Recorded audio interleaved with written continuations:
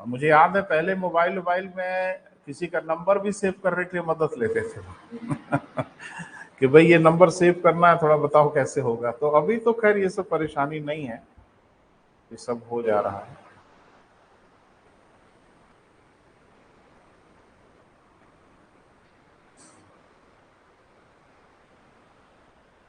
चलिए भाई, भूगोल के हमारे मित्र कनेक्ट हो जाए तो मैं शुरू करता हूँ।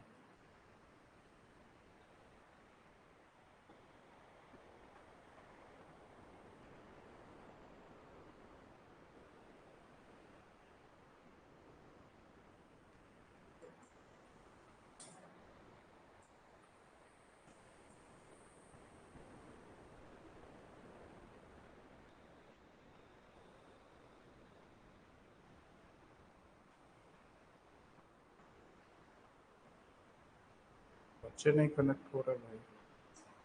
अखिलेश देखो।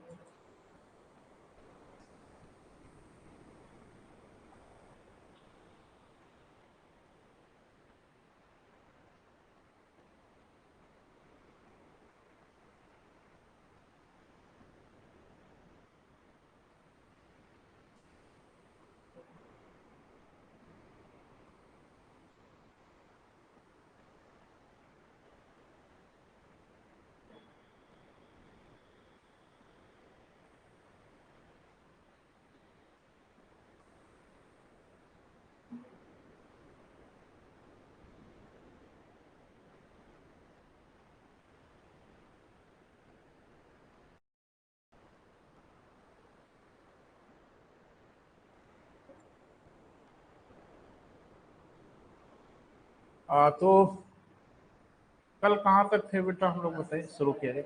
ठीक ठाक आ रहा है बेटा? सही है। हाँ ठीक। वो प्रॉब्लम थी। कहाँ तक चर्चा हुई थी बेटा, बताएं तो सही। हाँ ठीक है, अब याद आ गया।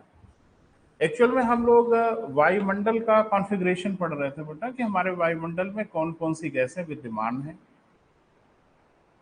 तो इसमें हम लोगों ने पढ़ा था नाइट्रोजन है, ऑक्सीजन है, ऑर्गन है, कार्बन डाइऑक्साइड है।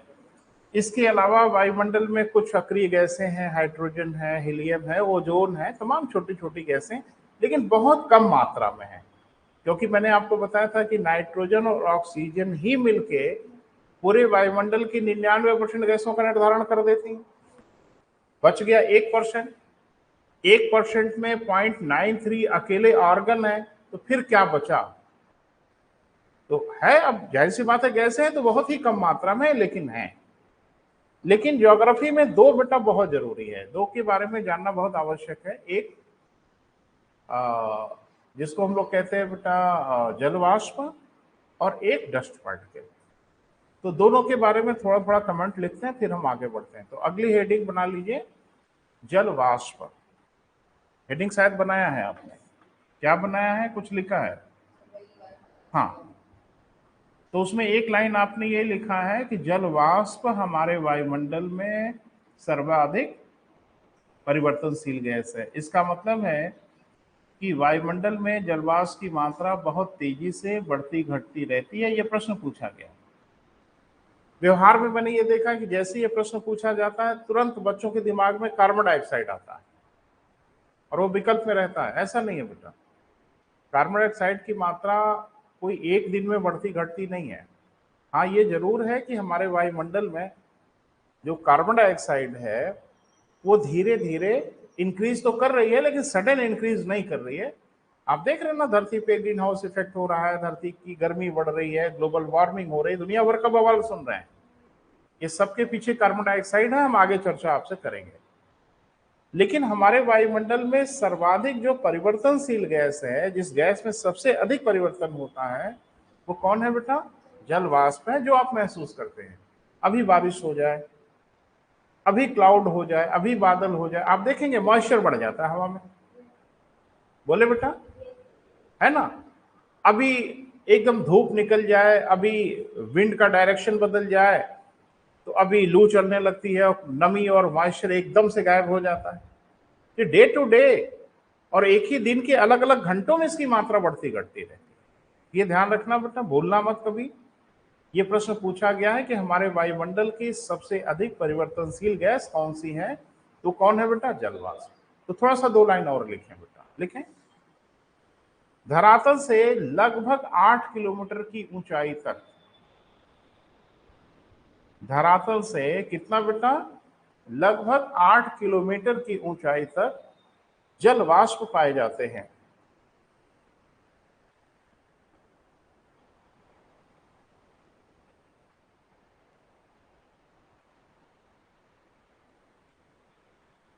थोड़ा थोड़ा बेटा समझ समझ के लिखते हैं। यानी धरातल से 8 किलोमीटर की ऊंचाई तक जो हमारा वायुमंडल है उसमें ही मॉइस्चर पाए जाते हैं, उससे अधिक ऊंचाई पे जल वाष्प वायुमंडल में विद्यमान नहीं होते। क्लियर है? ये डेटा दिमाग में रखना है। आगे लिखें। इसमें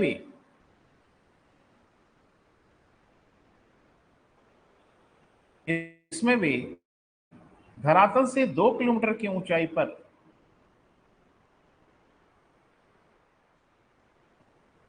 संपूर्ण जलवाष्प का 50% पाया जाता है। हाँ सूर्य प्रताप जी, आवाज सुनाई दे रही है बेटा? सब ठीक ठाक है?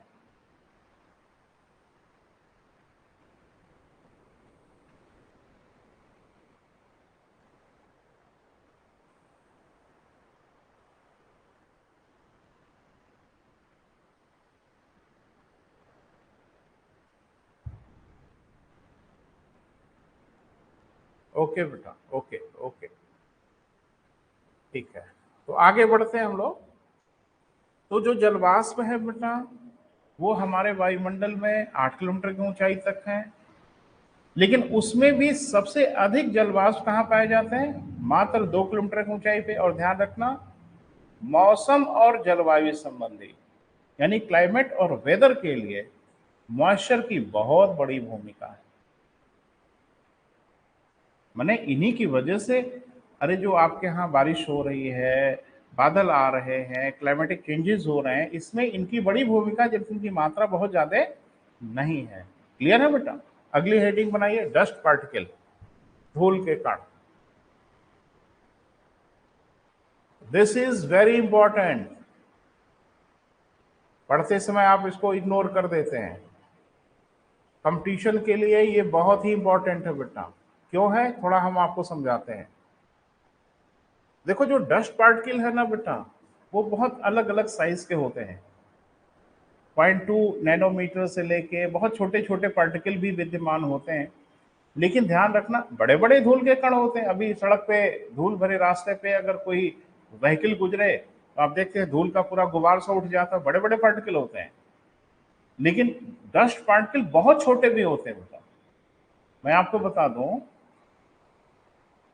जैसे कुछ लोगों का घर बहुत नीट एंड क्लीन रहता है, बहुत साफ सुथरा रहता है, एकदम शीशे जैसा चमचमाता है, लेकिन ये गलतफहमी मत पालना कि वहां धूल नहीं है। डस्ट से फ्री कहीं कुछ भी नहीं है। ये अलग बात है कि वो पार्टिकल इतने छोटे हैं जिनको आंख से आप नहीं देख पा रहे हैं, वो दिखते हैं। कभी फिजिक्स पढ़ा होगा तो उसमें आपने पढ़ा होगा टिंडल इफेक्ट। एकदम अंधेरा करिए और प्रकाश की एक रोशनी आने दीजिए कमरे में, उस रोशनी में आपको डस्ट पार्टिकल उड़ते हुए नजर आ जाएंगे।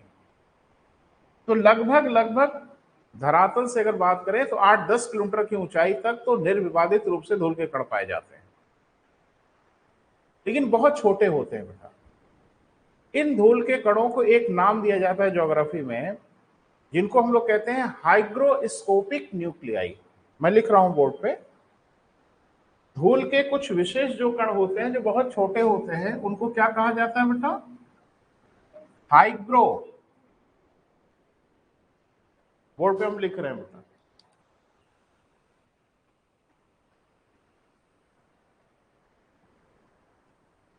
हाइग्रोस्कोपिक न्यूक्लियाई, हिंदी में इसको कहते हैं आर्द्रता ग्राही कण, है ना बेटा? हिंदी में इसको बोलते हैं आर्द्रता। हर जगह पूछता है, हर जगह पूछता है। अभी तो पिछली बार मैंने देखा पीसीएस में भी दिखा, टेट में भी दिखा। टेट की परीक्षा में पूछा आर्द्रताग्राही किसे कहते हैं, तो धूल के यही कण होते हैं जिनको हम लोग क्या बोलते हैं बेटा, हाइग्रोस्कोपिक न्यूक्लियाई या आर्द्रताग्राही कण कहते हैं। क्लियर बेटा, लिखें। धूल के विशेष आकृति के कण,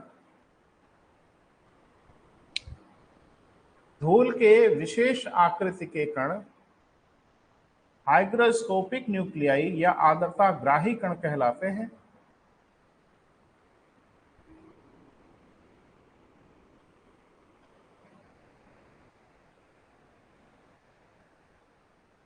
सभी नहीं होते बेटा, सभी डस्ट पार्टिकल आर्द्रताग्राही नहीं होते, जो होते हैं उनको आर्द्रताग्राही कहते हैं, है ना बेटा।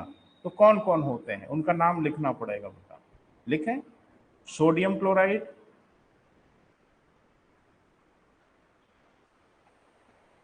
ठीक है, सोडियम ट्राइऑक्साइड, सोडियम ट्राइऑक्साइड,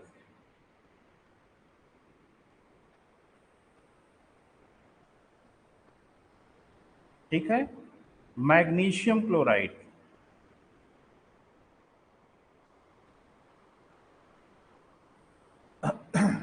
कौन है बेटा, मैग्नीशियम क्लोराइड। ये जो डस्ट पार्टिकल होते हैं ये भी विद्यमान रहते हैं बेटा हवाओं में, इन्हीं को हम लोग कहते हैं क्या, आर्द्रताग्राही कण। क्यों कहते हैं आर्द्रताग्राही, थोड़ा सा इसको समझिए तो बात बनेगी। जैसे सोडियम क्लोराइड तो हम नमक को भी कहते हैं, जो साल्ट है उसको हम लोग क्या बोलते हैं, सोडियम क्लोराइड। साल्ट की कोई प्रॉपर्टी आपको अगर व्यवहार में समझ में आई हो थोड़ा शेयर करें। साल्ट की एक प्रॉपर्टी है कि नमक को अगर खुला छोड़ दें तो थोड़ा गीला होने लगता है, देखा है। नमक को अगर आप खुला छोड़ें तो मॉइस्चर वो लेने लगता है और थोड़ा सा वो नम या भीगा हुआ लगता है, एकदम भुरभुरा नहीं रह जाएगा। जानते हो क्यों, क्योंकि मॉइस्चर को, आर्द्रता को आकर्षित करने का उसके अंदर गुण होता है। क्लियर है, वो उनको एब्जॉर्ब करता है, खींचता है अपनी ओर। तो इसीलिए ये जो छोटे छोटे कण हैं सोडियम क्लोराइड के, सल्फर ट्राइऑक्साइड के या सोडियम ट्राइऑक्साइड के, क्या लिखा, सोडियम ट्राइऑक्साइड लिख दिए, सल्फर ट्राइऑक्साइड, ठीक करे बेटा, सल्फर ट्राइऑक्साइड। अगला मैग्नीशियम क्लोराइड लिखा है ना, ठीक है। तो ये क्या करते हैं बेटा कि जो वायुमंडल में नमी है ऊपर, इस नमी को अपनी ओर आकर्षित करते हैं, अपनी ओर खींचते हैं। और एक बात ध्यान रखना, इसीलिए इनका नाम रखा गया आर्द्रताग्राही, ये आर्द्रता को आकर्षित करते हैं। और एक बात ध्यान से सुनना, अगर ये हाइग्रोस्कोपिक न्यूक्लियाई न होते तो किसी हालत में बारिश नहीं होती। जो वर्षा होती है बेटा इसमें इन्हीं की भूमिका होती है, सबसे बड़ी भूमिका, क्योंकि ये क्या करते हैं कि एक आधार बनते हैं, बेस बनते हैं, जिसपे जलवाष्प आके चिपकते हैं और बूंदों का स्वरूप धारण करते हैं। अरे भाई, इनको भी चिपकने का कोई आधार चाहिए ना, कहाँ चिपकेंगे, ये इनके लिए आधार का काम करते हैं और इन्हीं पे मॉइस्चर आके चिपकते हैं और बूंदों का स्वरूप लेते हैं और बारिश होना शुरू हो जाती है। लिख लें, इन्हें आर्द्रताग्राही इसलिए कहते हैं कि, इन्हें आर्द्रताग्राही इसलिए कहते हैं कि, इन्हें आर्द्रताग्राही इसलिए कहते हैं कि ये जल वाष्प को आकर्षित करते हैं।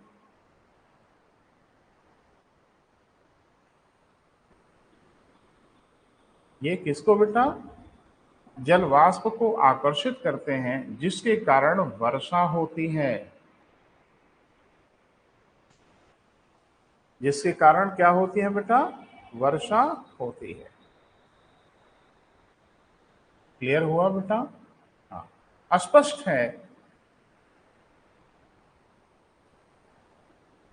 वर्षा कराने में आर्द्रताग्राही कणों की महत्वपूर्ण भूमिका होती है, ये भूलना नहीं है बेटा। स्पष्ट है वर्षा कराने में आर्द्रता ग्राही कणों की महत्वपूर्ण भूमिका होती है।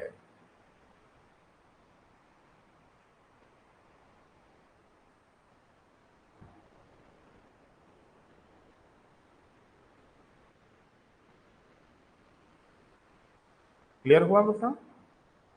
एक नोट बनाइए, नीचे एक नोट लिखिए।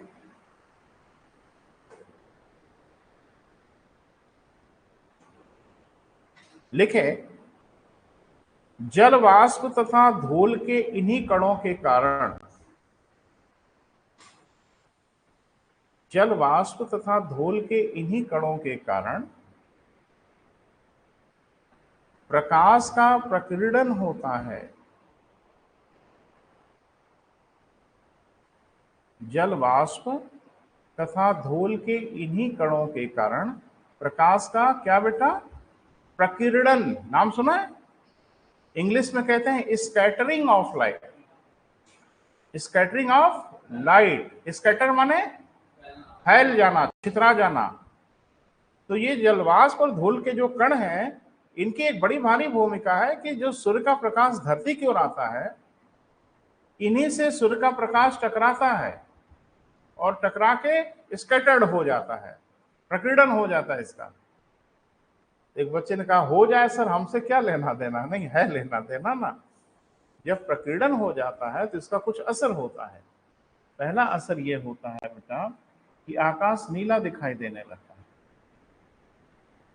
आकाश जो नीला दिखाई देता है उसके पीछे सबसे बड़ा कारण है स्कैटरिंग ऑफ लाइट, प्रकाश का प्रकीर्णन। साइंस में बेटा हम लोग विस्तार से पढ़ेंगे, अभी ये साइंस का मैटर नहीं, अभी ये ज्योग्राफी का मैटर है, लेकिन साइंस का एक इशू है इसमें। दूसरा कि सूर्योदय और सूर्यास्त के समय सूर्य लाल दिखाई देता, इसके पीछे भी यही दोनों साहब लोग जिम्मेदार हैं, धूल के कण और डस्ट पार्टिकल, क्योंकि प्रकाश का ज्यादा से ज्यादा ये प्रकीर्णन करते हैं। अब ये डिटेल बेटा हम तब आपसे बात करेंगे जब हम साइंस पे बात करेंगे, ठीक है? तो आपको समझा पाएंगे, क्योंकि अभी ये ज्योग्राफी के हिस्से में है तो थोड़ा ज्योग्राफी के हिसाब से ही रहना होगा। यहां तक ठीक है बेटा? बेसिक चीज क्लियर हुई? फिर से थोड़ा रिवाइज कर देते हैं। जो धरती का आज का वायुमंडल है, जिस वायुमंडल में हम रह रहे हैं, डेफिनेटली यह वायुमंडल शुरू से नहीं था। तो जो पहला वायुमंडल धरती के साथ बना, उस वायुमंडल को हम लोग प्राइमरी एटमॉस्फेयर कहते थे, और उस एटमॉस्फेयर में हाइड्रोजन और हीलियम गैसें ज्यादा थी, और वो एटमॉस्फेयर ऐसा नहीं था जो ह्यूमन बीइंग के लिए सरवाइव करने की जरा भी कंडीशन देता था। मनुष्य उसमें रह ही नहीं सकते थे। फिर उस वायुमंडल का धीरे धीरे आपस में इंटरेक्शन होता गया, रिएक्शन होता गया एक से दूसरा। अरे भाई पानी क्या है बेटा? हाइड्रोजन और ऑक्सीजन ही तो है। हाइड्रोजन और ऑक्सीजन मिला, एक तीसरी चीज मिल गई। तो सब एक दूसरे से मिलते जुलते बनते बिगड़ते अभी वर्तमान वायुमंडल के स्वरूप तक आ गए, और इस वायुमंडल को हम लोग बोलते हैं द्वितीयक वायुमंडल, सेकेंडरी एटमॉस्फेयर। एक बालक ने पूछा मुझसे क्लास में कि क्या सर ये टर्सरी भी हो जाएगा, तृतीयक भी हो जाएगा? अरे बिल्कुल होगा, लिखा पढ़ी में होगा। अगर न रहने लायक से रहने लायक हुआ है तो आगे भी परिवर्तन न हो जाए, इसकी कौन सी गारंटी है? बिल्कुल परिवर्तन होगा, और परिवर्तन ही नेचर का शाश्वत सत्य है, यूनिवर्सल ट्रुथ है। यही जरूर होगा और कुछ हो ना हो, परिवर्तन ही होगा। अच्छा एक बात मुझे बताओ, जितना कार्बन धरती के ऊपर था, वो जिस भी रूप में था, वो सब धरती के नीचे गया। तो पेड़ पौधों के रूप में, जीव जंतुओं के रूप में धरती के नीचे चला गया। आज की डेट में वही हमको कोयले, खनिज तेल एक्सेट्रा के रूप में मिल रहा है, और हम क्या कर रहे हैं? अब उसको खोद खोद के निकाल रहे हैं। इसका मतलब क्या है? वो सारा का सारा कार्बन जो धरती के नीचे है, आप छोड़ोगे जरा भी नहीं। बस ये वक्त की बात है कि कब तक आप, अरे कोयला लगभग लगभग निकाल ही चुके हो। इस धरती के नीचे कोयला अनंत है क्या? नहीं है, एक लिमिटेड है। कोयला निकाल रहे हो, क्रूड ऑयल की क्या हालत है आप देख ही रहे हो। ताबड़तोड़ क्रूड ऑयल, कच्चा तेल हम धरती के नीचे से निकाल रहे हैं। अरबों खरबों गाड़ियां धरती पे हो गई, रोज यूज कर ही रही हैं। एक दिन वह भी खत्म होगा। बस वक्त की बात है। इसलिए आजकल देख रहे हो ना, मार्केट में नई नई जो कंपनियां है ना, नई नई बाइक और नई नई कार स्कूटी बना रही हैं, बैटरी से चलने वाली है ना। टेस्ला वोस्ला सुना है बड़ा आगे निकल गई हैं, वो तरह तरह की टेक्नोलॉजी यूज कर रही हैं। हम बदलते समय के सापेक्ष बदलेंगे, अब हाइड्रोजन फ्यूल यूज करने की कोशिश कर रहे हैं, यानी ऐसे कार बनाए जो हाइड्रोजन को एज ए फ्यूल यूज करें। क्योंकि देखो हम मनुष्य हैं बहुत चालाक, कोयला खत्म हो जाए तो हो जाए, पहले तो खत्म करेंगे, खत्म हो जाएगा फिर अगले विकल्प पे विचार करेंगे, फिर अगले को खत्म करेंगे, फिर अगले विकल्प विचार करेंगे। क्योंकि अगर हम धरती पे हैं बेटा तो एनर्जी तो हमको चाहिए ही चाहिए, ऊर्जा तो हमको चाहिए ही चाहिए। तो ऊर्जा के तरह तरह के विकल्पों पर विचार कर रहे हैं। रिन्यूएबल एनर्जी पे ज्यादा विचार हो रहा है, लेकिन उस पर काम ज्यादा हो नहीं पा रहा है कि सोलर पावर से कोई कार चल जाए। एक आध दो लोगों ने कोशिश किया, मैंने कहीं देखा, लेकिन वो व्यवहारिक नहीं हो पा रहा है। अब कार की छत पे सोलर पैनल लगा के देखें तो कार की तो बेइज्जती है भाई, है ना। कार की छत तो थोड़ा सा ओपन रूफ वाली होती है, तो उसमें थोड़ा निकल उकल के झाँक वाँक भी लेते हैं, तो थोड़ा ऐसा होना चाहिए। लेकिन हम मनुष्य बेटा हिम्मत नहीं हारेंगे। इसीलिए आप देखते हैं आजकल अब जमाना आया है बैटरी से चलने वाली कारों का। तो अब तो आए दिन सड़क पे कार दिख भी जाती है, मुझे तो एक दिन हाँ हाँ, कार आने लगी है सड़क पे, और बड़ी हैंडसम दिखती है, देखने में आपको नहीं लगेगा कि नहीं नहीं बैटरी से चलने वाली है। उसमें बैटरी को बनाने में एक विशेष प्रकार का वो खनिज का प्रयोग होता है, लिथियम। तो लिथियम चूंकि भारत में बहुत नहीं मिलता था, लेकिन अच्छी न्यूज ये है कि बहुत बड़ा भंडार मिल गया अभी भारत में, बहुत बड़ा भंडार मिला, पूरी दुनिया चौंक गई। तो जम्मू कश्मीर में हमको लिथियम का बहुत बड़ा भंडार मिला है। नहीं तो लिथियम के लिए हम चीन और ऑस्ट्रेलिया वगैरह पे निर्भर होते थे। हाँ, ऑस्ट्रेलिया से ज्यादा आता था, चाइना में तो लिथियम बैटरी ही बेचता है, वो लिथियम काहे बेचेगा। लिथियम बैटरी का बहुत बड़ा निर्मातक है, ये निर्माता है चाइना। हर जगह हर जगह, अरे लिखा होता है लिथियम आयन बैटरी, उस पर लिखा भी होता है। हाँ, वो रिचार्जेबल होती है, और दूसरा ये कि इसकी ड्यूरेबिलिटी थोड़ी बढ़ जाती है। तो आने वाला भविष्य अब लिथियम का है बेटा। जिस देश के पास लिथियम होगा वो देश अपनी गाड़ी मोटर चलाएगा। और अच्छी न्यूज ये है कि बहुत बड़ा भंडार हम लोगों को अभी अभी मिला है जम्मू कश्मीर में। सब टैगिंग वॉगिंग हो गई है बेटा, वो सब उसको निकालना शुरू करेंगे। चाइना तो जल भुन के राख हो गया, तो बताइए इनको मिल गया, हमको मिल गया होता तो बड़ा अच्छा है। अफगानिस्तान में 3-5 चाइना कर रहा है। अफगानिस्तान की भलाई की इरादा नहीं है, अफगानिस्तान में बहुत हैंडसम लिथियम है, उसकी नजर लिथियम पे, इस समय वो लिथियम के पीछे पागल हुआ है। कौन? चाइना, क्योंकि उसको पता है कि आने वाला भविष्य लिथियम का होगा, है ना बेटा। और ऊपर वाला हम लोग बड़ा मेहरबान रहता है बेटा, जैसे भविष्य लिथियम का है, ऊपर वाले ने इतना बड़ा भंडार दे दिया हमको जम्मू कश्मीर में कि पूछो मत। बहुत यूज है बेटा, बहुत यूज है, दुनिया का दूसरे तीसरे नंबर का भंडार है लिथियम का। अपनी जरूरत हम पूरी कर पाएंगे, अगर आवश्यकता हुई तो हम निर्यात भी कर सकते हैं। ये सब हो रहा है। बहरहाल आगे बढ़े बेटा, अब अगली हेडिंग बनाए, चर्चा करते हैं वायुमंडल का वितरण। वायुमंडल का क्या बेटा? वितरण।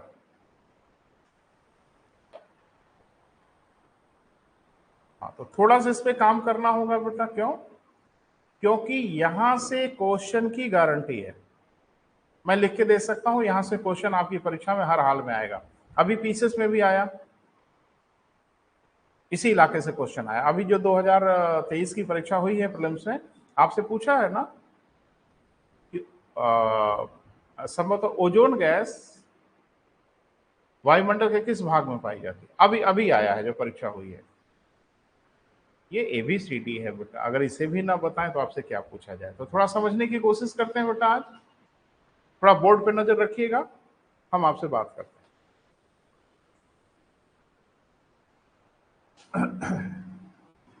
आज एक काम निपटा लें हम लोग बड़ा वाला, और इसी पे हम लोग काम करेंगे। जो पूरा हम लोगों का वायुमंडल है बेटा कंप्लीट, इसकी ऊंचाई को लेकर तरह तरह का गतिरोध है। माने अभी हम मनुष्य इस बात को लेकर सहमत नहीं हो पाए कि वायुमंडल कहां तक है। क्योंकि अलग अलग विद्वानों की अलग अलग राय है, कोई कहता है यहां तक है, कोई कहता है वहां तक है। लेकिन यह है कि वायुमंडल कहां तक है उसको लेके गतिरोध है। इसलिए आपके कंपटीशन में ये बिल्कुल नहीं पूछा जा सकता कि हमारे वायुमंडल का विस्तार कहां तक है। अरे आप पूछो हमसे तब जब पहले अपने क्लियर कर लो, अपने आप लोग बैठ के क्लियर कर लो कहां तक है, हम याद कर लेंगे। जब अपने ही क्लियर नहीं कर पाए तो हम क्या खाक बताएंगे। लेकिन एक बात कि पहले जो हम लोग तो काफी दिन से इस फील्ड में है पढ़ने पढ़ाने में, पहले जो बुक्स वगैरह में दिखता था 10,000 किलोमीटर,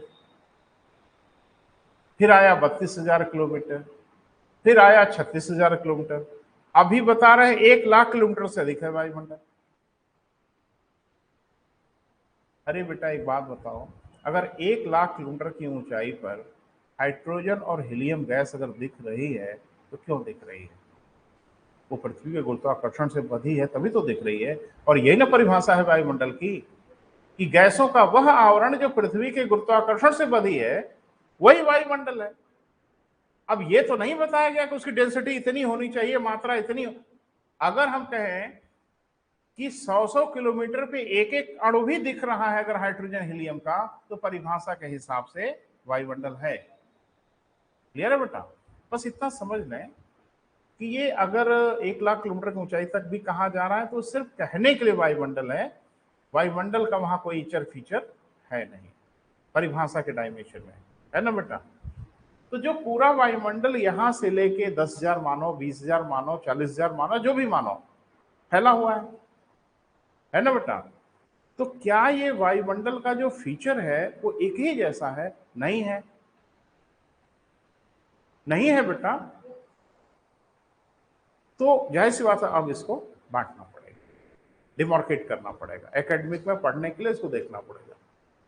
तो पूरे के पूरे वायुमंडल को,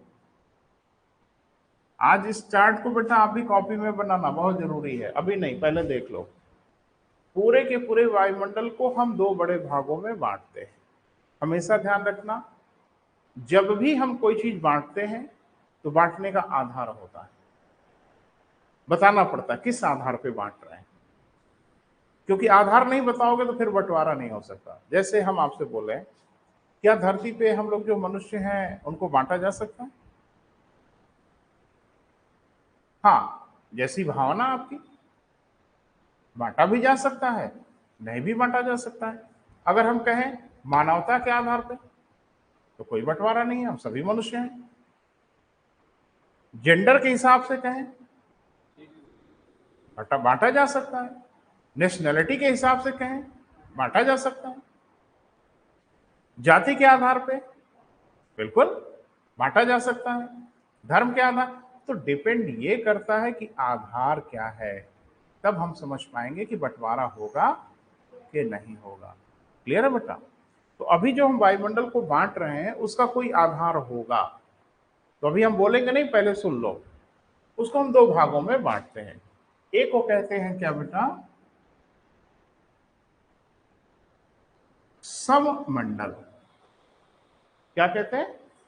सममंडल। इंग्लिश में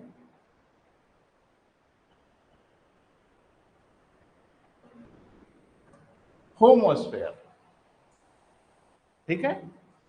और एक को हम लोग कहते हैं क्या बेटा? विषम मंडल। इसको हम लोग कहते हैं हेट्रोस्फेयर।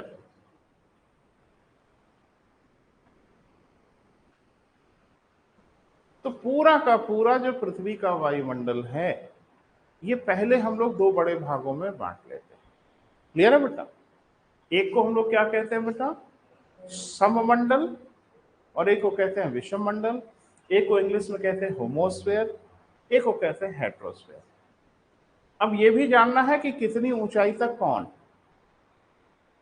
ये भी बड़ा जरूरी है। ये हम लोग मान लेते हैं कि 0 से लेके 90 किलोमीटर तक, मतलब धरातल से लेकर 90 किलोमीटर की ऊंचाई तक का जो वायुमंडल है उसको हम लोग क्या कहते हैं बेटा? सममंडल। याद रखिएगा, बोलिएगा नहीं, ये कोई छोटी चीज नहीं है, ना ही ये बड़ी चीज है।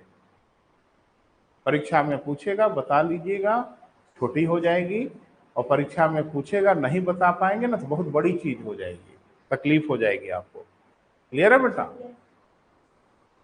अब जाहिर सी बात है कि विषम मंडल भी कहीं ना कहीं से होगा, तो वो तो दिख ही रहा है कहां से होगा। तो 90 किलोमीटर की ऊंचाई से लेकर जहां तक वायुमंडल होगा वहां तक के हिस्से को हम लोग क्या कहते हैं बेटा? विषम मंडल कहते हैं। तो ये कहां से शुरू होगा बेटा? 90 किलोमीटर टू अपवर्ड। एक बच्चे ने कहा कि आगे नहीं लिखेंगे सर कहां तक ना, पहले हमारे विद्वान लोग निर्धारित करें कहां तक है तब हम लिखेंगे। लेकिन हम यहां जगह छोड़ रखे हैं कि जहां तक बोलोगे ना वही फीड कर लेंगे।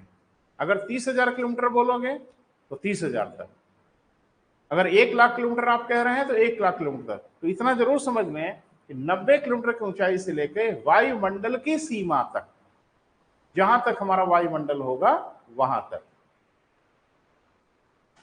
तो अब इसको हटा देते हैं ना बेटा, वायुमंडल की क्या बेटा? सीमा तक, बाउंड्री तक। आप ये सोच रहे हैं कि सर काहे नहीं कोई डिजिट लिख दे रहे हैं, लिख दीजिए आराम रहेगा। देखो कुछ चीजों की बाउंड्री खींचना मुश्किल है। जो गैसें हैं ना बेटा वो अचानक से विलुप्त नहीं हुई हैं, अचानक से खत्म नहीं हुई हैं। जैसे जैसे हम ऊपर जाते हैं गैसों का जो कंसंट्रेशन है वो धीरे धीरे धीरे धीरे कम होता है। कम होते होते होते होते कब खत्म होके और कब अंतरिक्ष शुरू हो गया, स्पेस शुरू हो गया, वो लाइन बीच में खींच के बाउंड्री बना पाना मुश्किल है। जैसे समझो कि एक गाढ़ी काली रेखा है और हम ये कहें कि इस गाढ़ी काली रेखा को धीरे धीरे कम गाढ़ी करते जाना है, तो ये कम होते होते कब इस सफेद बोर्ड में मिल जाएगी, ये लाइन खींच नहीं पाएंगे आप। अरे भाई थोड़ा कम काला, फिर उससे कम काला, उससे कम काला, धीरे धीरे आप देखोगे ये सफेद बोर्ड के साथ कब मिल गया ये रंग, ये आपको पता ही नहीं चलेगा। तो कहां लाइन खींच के बता दोगे? कुछ लोग चश्मा लगा के ध्यान से देखेंगे, हाँ हाँ यहां कुछ काला दिख रहा है हल्का सा, तो यहां तक खींच लेते हैं। तो यही परेशानी हो रही है। लेटेस्ट रिसर्च में जब भी कुछ कुछ पा जा रहा है तो बाउंड्री को थोड़ा सा खिसका दे रहा है कि यहां तक है। उसको लेके टेंशन में मत आइए, मैं लिख के दूंगा कि कोई आपसे कभी नहीं पूछेगा कि वायुमंडल का विस्तार कहां तक है। लेकिन एक मोटा मोटा आपके दिमाग में आइडिया होना चाहिए कि 32, 36, 37,000 किलोमीटर तक तो कोई शक नहीं है।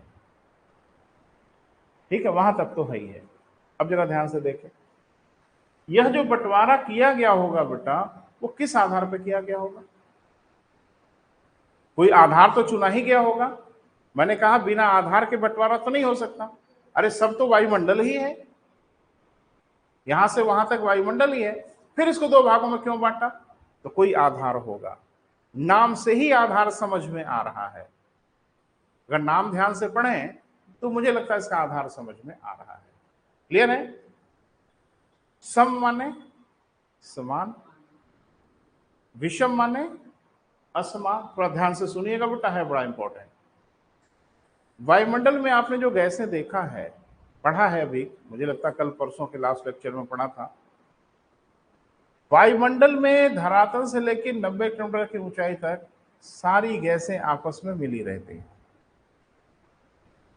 जैसे अगर आपको ये गलतफहमी हो कि आप सांस लेते हैं तो खाली ऑक्सीजन लेते हैं, तो ये आपकी गलतफहमी है। आप जब सांस लेते हैं ना तो उसमें 78% नाइट्रोजन भी लेते हैं। अच्छा, आपके नाक में कोई डिवाइस लगा है, यंत्र, जो छान के खाली ऑक्सीजन ले जाता है अंदर? नहीं साहब, पूरा लेते हैं। तो ये जो धरातल से लेके 90 किलोमीटर की ऊंचाई तक का जो वायुमंडल है, इसमें हर गैस आपस में मिक्स्ड है, मिली है। क्योंकि सारी गैस आपस में मिली हुई है इसलिए इसको सममंडल है। क्लियर है? अब दिमाग में खतरे की घंटी बज रही है, इसका मतलब है कि आगे नहीं भी मिली है क्या? हाँ, 90 किलोमीटर की ऊंचाई से जब आप ऊपर जाओगे तो इसको हम लोग विषम मंडल कहेंगे। क्यों कहेंगे? क्योंकि यहां गैसें आपस में मिलती नहीं है, हर गैस अलग अलग अपना कुनबा बना के बैठी है।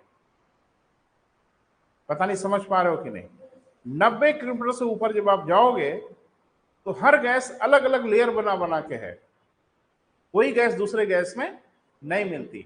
अब लेयर बनाने का क्या नियम होगा? कोई नियम तो जरूर होगा। तो नियम यह है, इन गैसों में जो भारी गैस है वो सबसे नीचे होती है, उससे जो हल्की होती है वो उसके ऊपर होती है, उससे जो हल्की होती है वो उसके ऊपर होती है, और जो सबसे हल्की गैस होगी वो सबसे ऊपर होगी।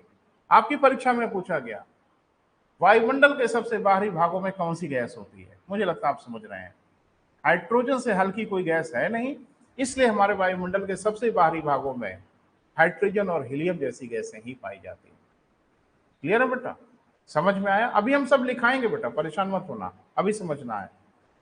यहां गैसें आपस में मिली जुली दशा में, यहां गैसें आपस में मिली जुली दशा में नहीं है, हर गैस अपना भार के अनुसार अपना तल निर्धारित करती है। यानी जो भारी गैस होगी वो नीचे की ओर और हल्की गैस होगी वो ऊपर की ओर। ये क्लियर हुआ बेटा? क्लियर को हम लिखाएंगे बेटा, एक एक लाइन बोल बोल के। पहले डायग्राम तो समझ लो, फिर हम इसी को लिखवा देंगे, कोई परेशानी नहीं है। अब ये देखा गया है कि 0 से 90 किलोमीटर तक सबमंडल तो है, इसमें कोई शक नहीं है।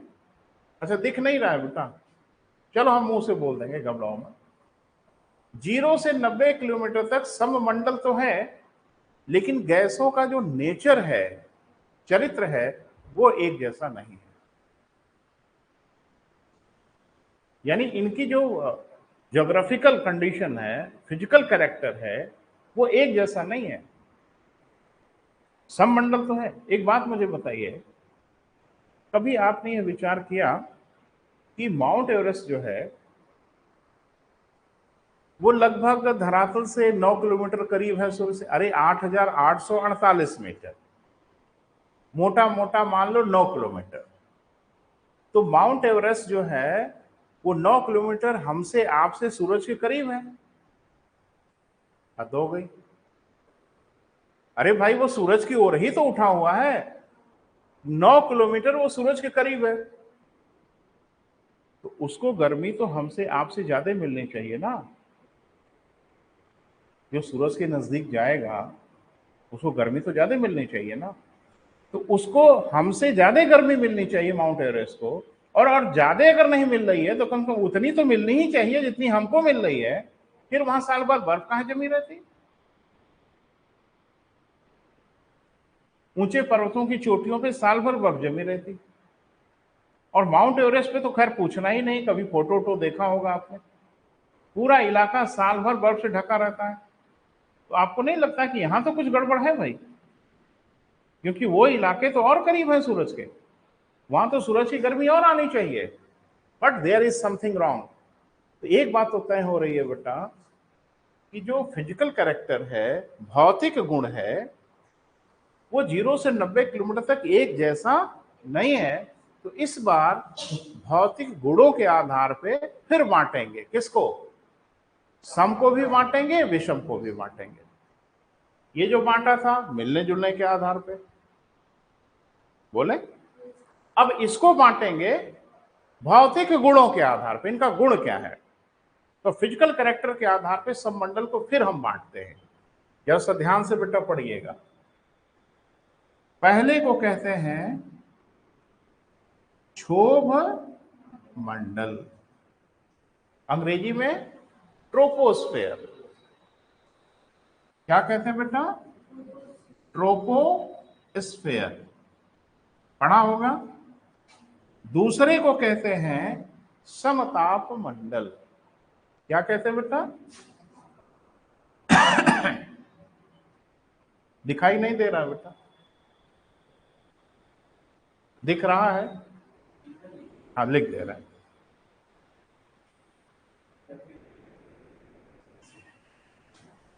अरे हम लिख के क्या करेंगे, हमारे तो दिमाग में लिखा ही है, आपको समझ में आए बेटा वो जरूरी है ना। तो थोड़ा सामने लिखते हैं बेटा। हाँ, ऊपर भी लिखते हैं, थोड़ा किनारे भी लिखते हैं। जैसे पूरा का पूरा जो वायुमंडल है ना, इसको हम लोग मोटा मोटा दो भागों में बांट लेते हैं बेटा, है ना। एक को क्या कहते हैं, विषम मंडल, और एक को क्या कहते हैं बेटा, सम मंडल। ऊंचाई मैंने बताया ही था 0 से 90 किलोमीटर, और ये 90 टू अपवर्ड, जहां तक वायुमंडल है। ये जो विभाजन था किस आधार पे था बेटा, गैसों के आपस में मिलने जुलने के आधार पे था। लेकिन इसी में जब नीचे से ऊपर हम जाते हैं, 0 से 90 किलोमीटर आते हैं, तो इनका फिजिकल कैरेक्टर बदलता है गैसों का। इस आधार पर इनको फिर हम बांट लेते हैं। किस आधार पर बेटा, भौतिक गुणों के आधार पर।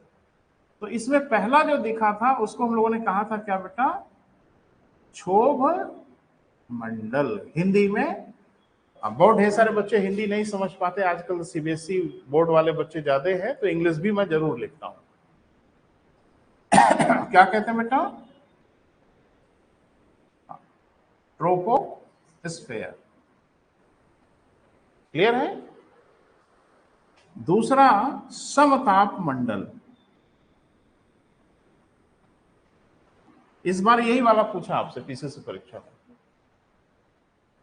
फिर पूछेगा, मैं लिख के दे सकता हूं, फिर पूछेगा, कुछ अलग पूछ ले, वही पूछ ले, मैं कह नहीं सकता, पूछेगा जरूर। इसको हम लोग क्या कहते हैं बेटा, स्ट्रेटोस्फेयर।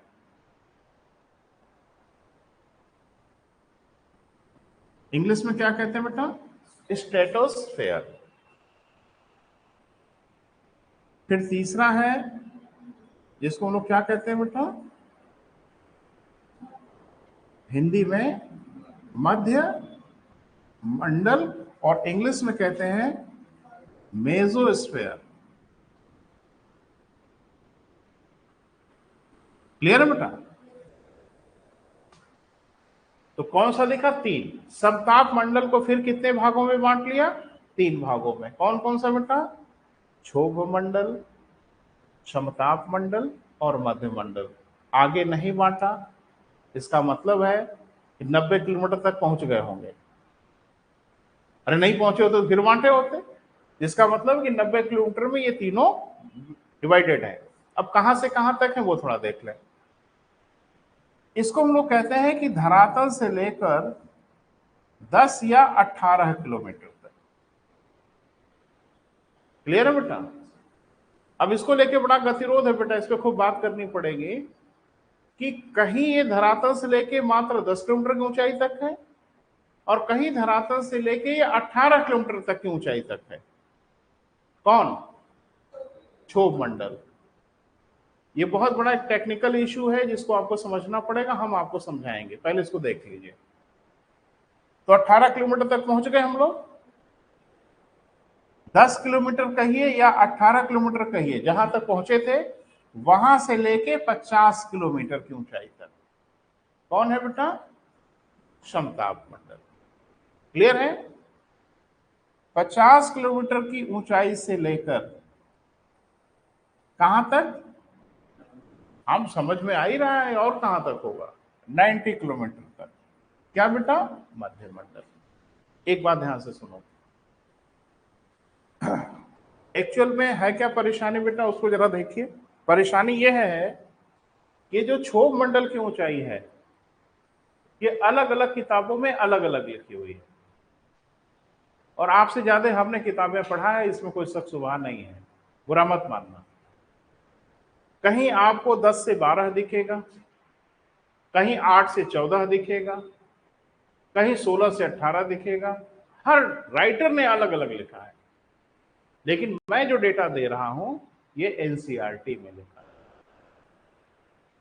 क्योंकि अगर डेटा का डिफरेंस आ रहा है तो हम उसी डेटा को सही मानेंगे जो एनसीईआरटी में। तो एनसीईआरटी में लिखा है कि इसकी ऊंचाई कहीं 10 किलोमीटर है और कहीं 18 किलोमीटर। क्लियर है बेटा, समझ में आया। अब थोड़ा उधर चलते हैं,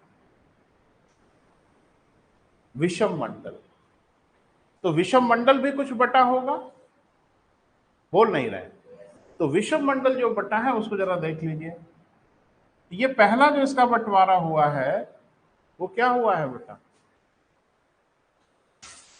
पहला बंटवारा है जिसको हम लोग कहते हैं आयन मंडल। क्या कहते हैं बेटा? आयन मंडल, आयनोस्फीयर कहते हैं। तो पहला जो विभाजन इसका है किसका? विषम मंडल का। वो क्या है बेटा? आयन मंडल।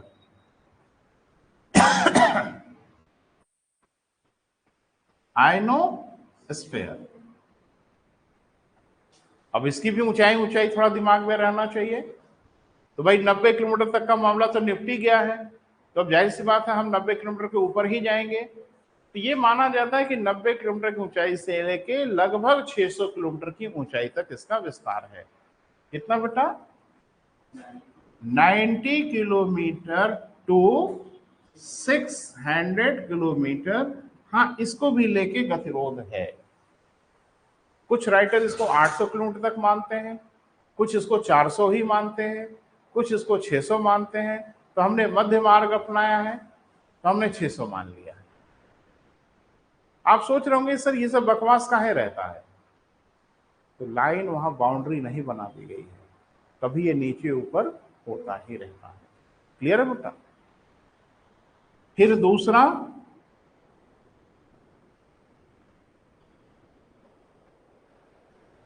बहिर्मंडल। बहिर्मंडल माने बाहरा है?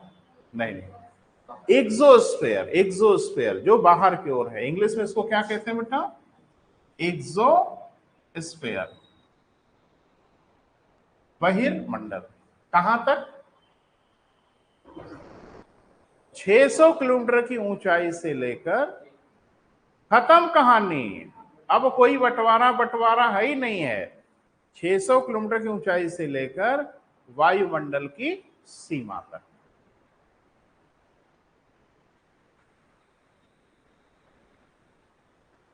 ठीक है बेटा? तो एक बार हम फिर से आपको ब्रीफ कर रहे हैं, इस पे काम करना है अभी हम लोगों को। अभी तो हम डिमोर्केट कर रहे हैं ना, एक एक का पोस्टमार्टम करना होगा। जो हमारा पूरा वायुमंडल है बेटा, उसको दो बड़े भागों में बांट लेते हैं। दोनों आपसे पूछेगा, सममंडल किसे कहते हैं, विषममंडल किसे कहते हैं।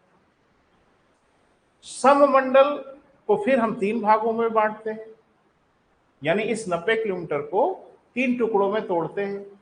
एक को कहते हैं क्षोभ मंडल, इंग्लिश में कहते हैं ट्रोपोस्फेयर। एक को कहते हैं समताप मंडल, इंग्लिश में कहते हैं स्ट्रेटोस्फेयर। एक को हम लोग कहते हैं मध्यमंडल, इंग्लिश में कहते हैं मेसोस्फेयर। सममंडल हो गया। अब आते हैं विषममंडल में। विषममंडल है तो बड़ा,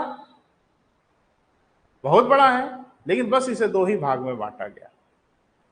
एक को हम लोग क्या कहते हैं बेटा? आयनोस्फेयर, आयन मंडल। और एक को हम लोग कहते हैं बहिर्मंडल। और मैंने कहा ना, ये सिर्फ और सिर्फ कहने के लिए वायुमंडल है, परिभाषा में वायुमंडल है, बाकी यहां कोई मतलब मतलब नहीं निकलता। ये क्लियर हो गया बेटा? बोल नहीं रहे? शुरुआत कर दिया जाए आज, दो लाइन तो शुरू कर ही दें। हाँ, लिखें। ये डायग्राम दिमाग में परमानेंट रहना चाहिए, भूलना नहीं है किसी हालत में। बहुत ढेर सारी समस्या का समाधान आपका सिर्फ इसी डायग्राम से हो जाएगा। क्लियर है बेटा? अब थोड़ा मैं बोल रहा हूं बेटा, लिखिए।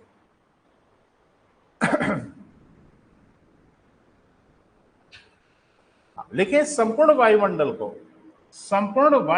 को हम दो बड़े भागों में विभाजित करते हैं। संपूर्ण वायुमंडल को हम कितने बेटा? दो बड़े भागों में विभाजित करते हैं।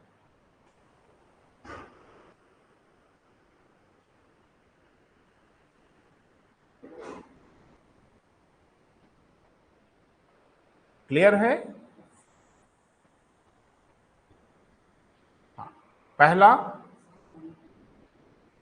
पहला बेटा सममंडल। लिखें, परिभाषित कर लें।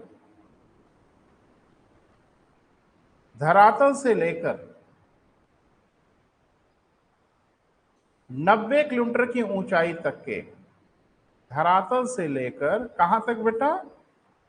90 किलोमीटर की ऊंचाई तक के वायुमंडल के भाग को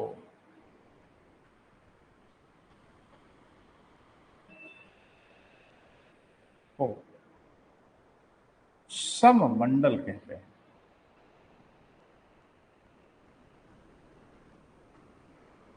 क्या कहते हैं बेटा? सममंडल कहते हैं। क्यों कहते हैं वो लिखना पड़ेगा। लिखें, यहां गैसें आपस में मिली जुली अवस्था में पाई जाती हैं। यहां गैसें आपस में मिली जुली अवस्था में पाई जाती हैं, माने सब दोस्ती मित्रता बना के रहती हैं, है ना बेटा? इसी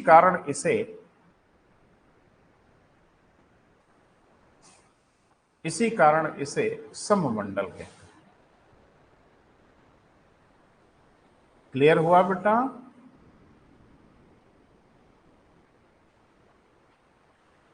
दूसरा, विषम मंडल।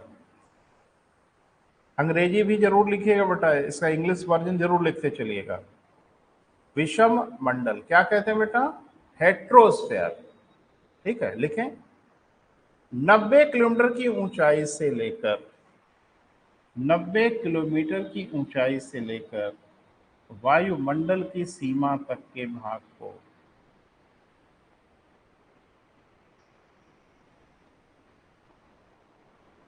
वायुमंडल की सीमा तक के भाग को क्या कहते हैं बेटा? हाँ, विषम। बोलो 4-6-10 बार, शर्मा कहाँ रहे हो? विषम मंडल कहते हैं। क्लियर है? अब इस बार ये हम लोग पकड़ेंगे कि काहे विषम मंडल कहते हैं। लिखें, यहां गैसें आपस में मिली जुली अवस्था में नहीं पाई जाती। यहां गैसें आपस में क्या बेटा? मिली जुली अवस्था में नहीं पाई जाती,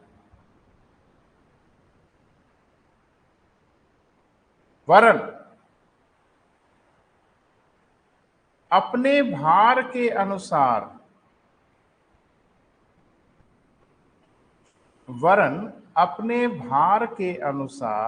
वेट के अनुसार अपना तल निर्धारित करती है।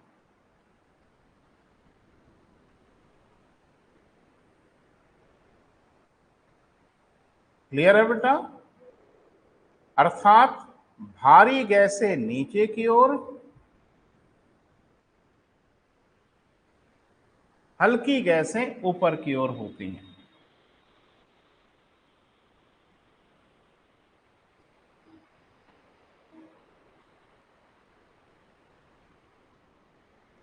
हल्की गैसें कहां बेटा?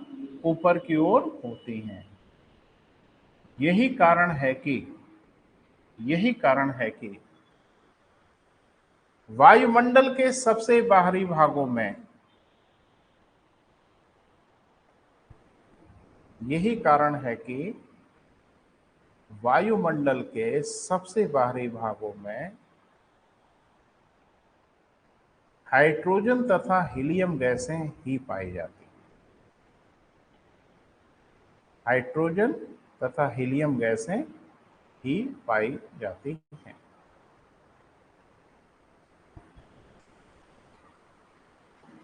क्लियर है बेटा? कुछ विजन आपका बना आज के डेट में? बस एक भरोसे से पढ़ना बेटा, आईएएस से लेके पीसीएस तक, एसएससी से लेके रेलवे तक, लेखपाल से लेके बीडीओ तक, एक परीक्षा आपको ऐसी नहीं मिलेगी जिसमें इस इलाके से प्रश्न आपसे ना पूछा जाए। तो प्यार से आराम से पढ़ते हैं बेटा, और इस इलाके को इतना कस के घेरते हैं ना कि किसी भी कंपटीशन में कोई कुछ भी पूछ के देखे। तो अगली हेडिंग बनाइए बेटा, हेडिंग बना के समाप्त करेंगे तो अच्छा रहेगा, याद आएगा। तो अगली हेडिंग आप बनाएंगे फिर से सममंडल। सममंडल इंग्लिश वर्जन जरूर लिखिए, होमोस्फेयर आदत बना लीजिए। सिविल की तैयारी करने वाले मित्रों से मेरा एक निवेदन है कि कभी भी आप लिखें तो इंग्लिश वर्जन भी लिख लिया करें साथ में, इसकी बड़ी महत्वपूर्ण भूमिका है। जानते हो क्यों? इतने नालायक हैं, ये परीक्षा में होमोस्फेयर हिंदी में लिख के दे देंगे। अब आप सममंडल ढूंढते रह जाओगे, कहीं दिखेगा ही नहीं। ये आजकल बहुत गेम खेल रहे हैं आपके साथ। तो अंग्रेजी वर्जन जरूर लिखिए, जिन मित्रों को इंग्लिश में लिखने में तकलीफ है तो अंग्रेजी वाला नाम देवनागरी में लिख लें, चलेगा, कोई परेशानी नहीं है ना बेटा। तो आज बेटा यही समाप्त कर रहे हैं, कल मिलते हैं आपसे बात।